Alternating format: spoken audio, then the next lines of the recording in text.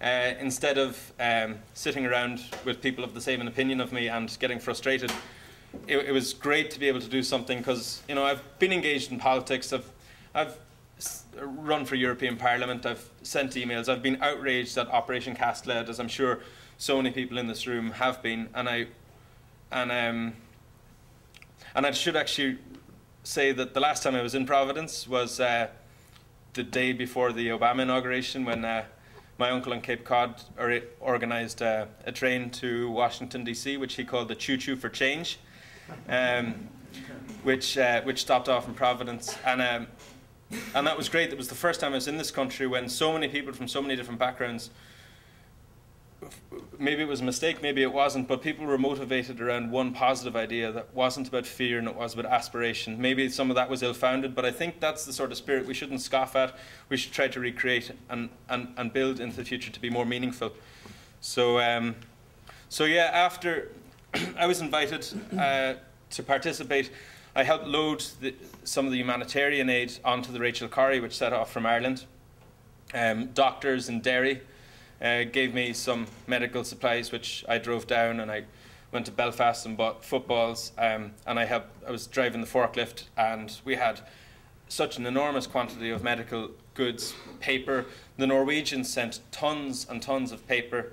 People from Scotland sent, I think one guy was able to, there was millions of pounds sterling in medical supplies, CAT scan machines, X-ray machines, crutches, wheelchairs, hospital beds, all of these things in a great big warehouse in a port in Ireland, where it was great to see a port which most Irish ports have been closed. Like a lot of New England fishermen will know that it's not really a place, the sea is not a place for small fishermen anymore.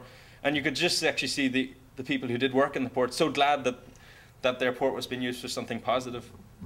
Just a slight anecdote, I will remind people that when we did have our own famine, we did receive aid from the Choctaw Indians, who sent over aid, as did people from Turkey. They sent over lots of money and food to help ease the suffering during the Irish famine. And that's much beyond imperial politics, and it's about recognizing suffering. And I think that in the 21st century, what the Irish contribution was just an extension of that, and an ability to give back what we had received. So there was a real sense of positivity. We had been threatened before.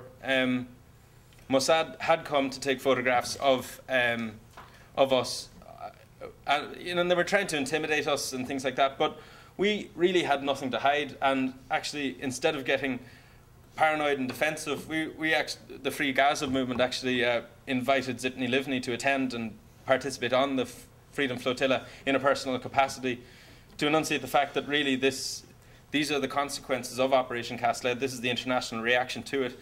We're not going to bear you any personal grudge, but we want you, if you're interested in knowing and seeing how we're going about this, you're more than welcome to participate. Unfortunately, she didn't come, but maybe on the next flotilla, fingers crossed. So I flew over to Greece. I was to crew on the Challenger 1, which was a US flagged vessel.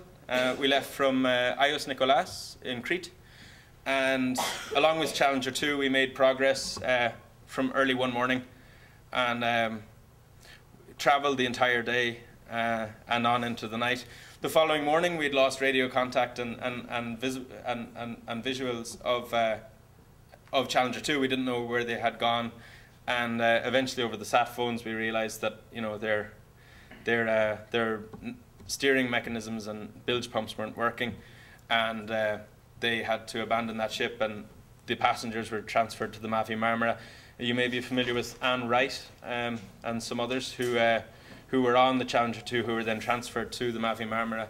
And we also suffered some technical difficulties after we left. Now, some people have said that the IDF sabotaged us, and that the IDF have dropped hints that some of the ships were taken care of.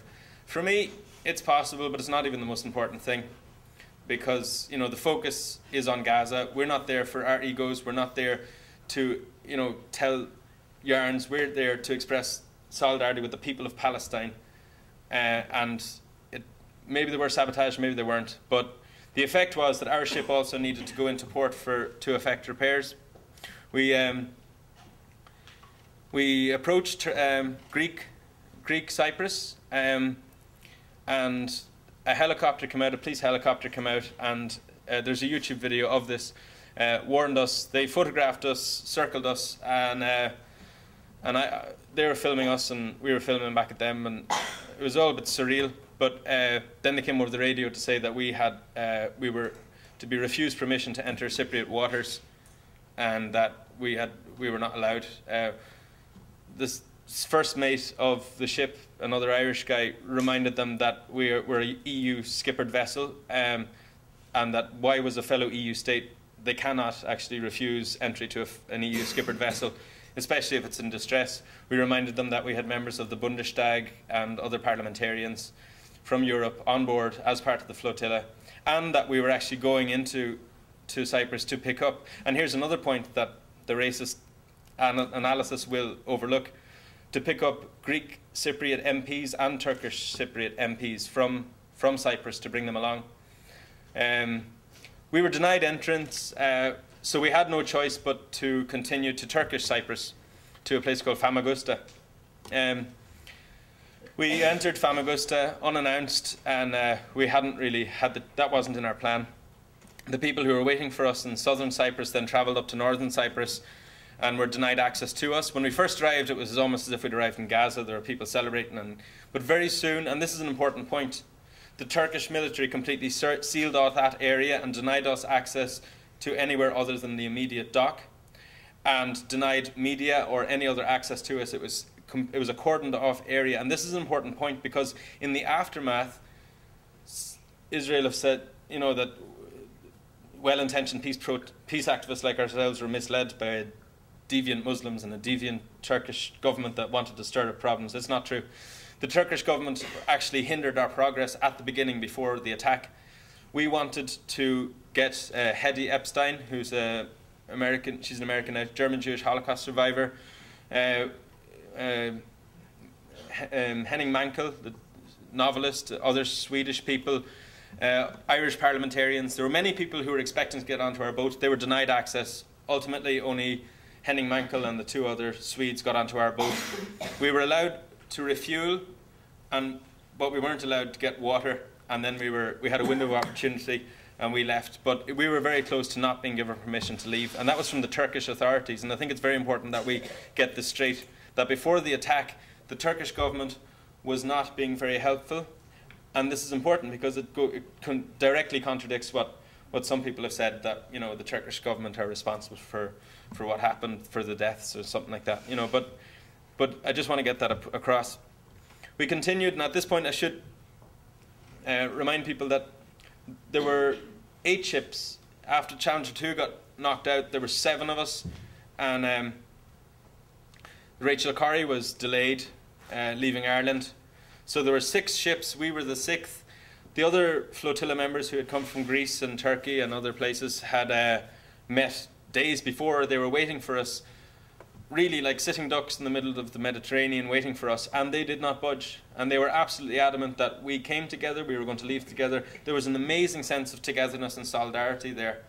And when we did continue, and that night at 3 in the morning, when we did find the rest of the flotilla, we did have a couple of mistaken identities and almost drove into a vessel that was laying electricity cables, so I'm glad that didn't happen. But